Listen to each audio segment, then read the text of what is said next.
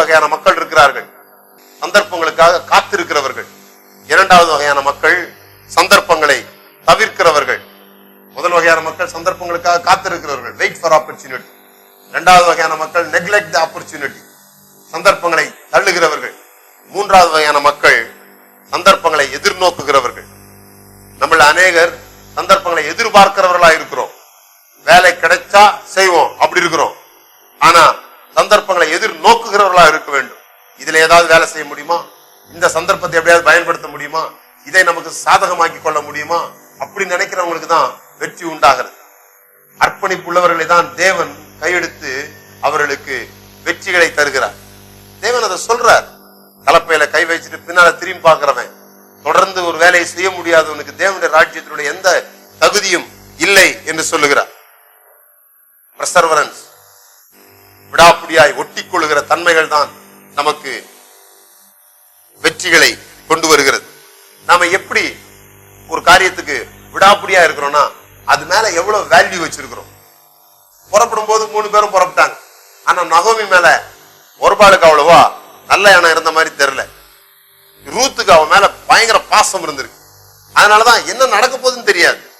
ரூத்துக்கு தெரியாது போவாஸ் கிடைப்பாரா கிடைக்க மாட்டாரான்றதுலாம் ரூத்துக்கு தெரியாது, ஒண்ணுமே தெரியாது. ஆனா அவன் சொல்றான் நகோமி மேல இருந்த அந்த வேல்யூ. நிறைய பேர் சரீரத்துல எக்ஸசைஸ் பண்ணணும்னு முடிவு பண்ணுவாங்க, சரீரம் குண்டாயிருச்சு ஷேப்பு கொண்டு வரணும்னு சொல்லிட்டு. ஆனா அது மேல நமக்கு அவ்வளவா வேல்யூ வைக்காததுனால இடையிலே விட்டுறோம். ஒரு காரியத்து மேல நமக்கு மிகுந்த மதிப்பு இருக்குமானால் நாம் அதை சீக்கிரத்துல விட மாட்டோம். நாம் அதை தொடர்ந்து செய்கிறவர்களாக இருப்போம். ஒரு சிறப்பான காரியத்தை நாம் செய்ய வேண்டுமானால் சில நல்ல காரியங்களுக்கும் நாம முடியாது என்று சொல்ல வேண்டியது. ஒரு காரியத்தை விடாம இன்னொரு காரியத்தை பிடிக்க முடியாது. இந்த நகோமி சொல்லும் பொழுது சொல்ற, உங்க வீட்டுக்கே போயிடுங்க, உங்க இனத்தார்ட்டே போயிடுங்க. பாருங்க, இந்த மோவாப்ல இருந்து பெத்தேலுக்கு போறதுன்றது ஒரு பெரிய விஷயம். ஏன்னா இந்த மோவாபிய ஸ்திரீகள் பெத்லஹேம்ல ஏற்றுக்கொள்ளப்படுகிறதே கிடையாது. அவங்கள அங்க மதிக்க மாட்டாங்க. இங்க இவ இனத்தோடவே இருந்துடலாம், இவளுடைய ஊரு பழகின ஊரு, அதெல்லாம் விட்டுட்டு தான் இன்னொரு எல்லைக்கு போக வேண்டியிருக்குது. அநேகர் இந்த எல்லையை விடுறதுக்கு மனசு இல்லாதனால்தான் இன்னொரு எல்லைக்கு போக மாட்டேன்றாங்க. ஆனா வேதம் இப்படி எல்லைகளை கடக்க சொல்லுகிறது. ஆபிரகாம் பார்த்து ஆண்டவர் சொன்னார், நீ இருக்கிற இடத்தை விட்டு புறப்படு, நான் உன்னை ஆசீர்வதிக்க போறேன்னு சொன்னார். இதுதான் பயம் இல்லாமல் புறப்படுகிறது. இங்க ஒருபாள் பயந்துட்டான், ஆனா ரூத் பயப்படல. அவ நகோமியோடு ஒட்டி கொண்டான். அவ சொல்றத பாருங்க. அதுக்கு ரூத், நான் உம்மை பின்பற்றாமல் உம்மை விட்டு திரும்பி போவதை குறித்து என்னோடு பேச வேண்டாம்.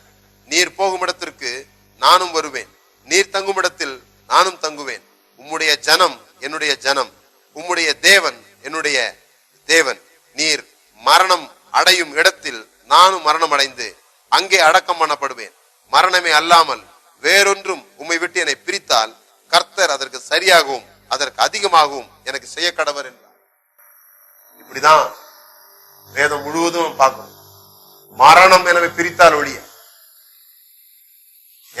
எலியாட்ட எலிசா அப்படிதான் சொன்னான், எஸ்தர் அப்படிதான் சொன்னான்.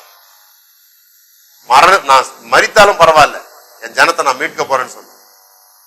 இந்த சஸ்டைன் எபிலிட்டிக்காக ஆண்டவர்கிட்ட நாம ஜெபம் பண்ணணும். ஆண்டவரே, நான் தொடர்ந்து செல்லுகிறவனாக இருக்க வேண்டும்.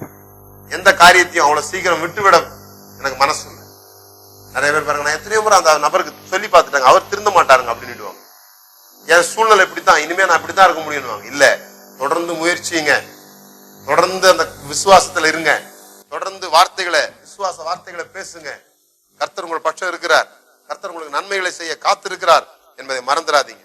2 கொரிந்தியர் புஸ்தகத்துல பவுல் இப்படி எழுதுகிறார், 11வது அதிகாரத்துல, யூதர்களால் 1 குறைய 40 அடியாக 5 தரம் அடிக்கப்பட்டேன், 3 தரம் மிலாறுகளால் அடிக்கப்பட்டேன், 1 தரம் கல்லூரி உண்டேன், 3 தரம் கப்பற்சேதத்தில் இருந்தேன், கடலிலே ஒரு ராப்பகல் முழுவதும் இருந்தேன். எல்லாவற்றையும் நீங்க வாசித்து பாத்தீங்கன்னா 28வது வசனம் வரைக்கும் அவர் எப்படியெல்லாம் அடிபட்டார் என்று சொல்லுகிறார். ஆனாலும் அவர் விட்டு விடல. அவர் தனக்கு வந்த பிரச்சனைகள்ல ஓடி போகல. நாமும் கூட அப்படிதான்.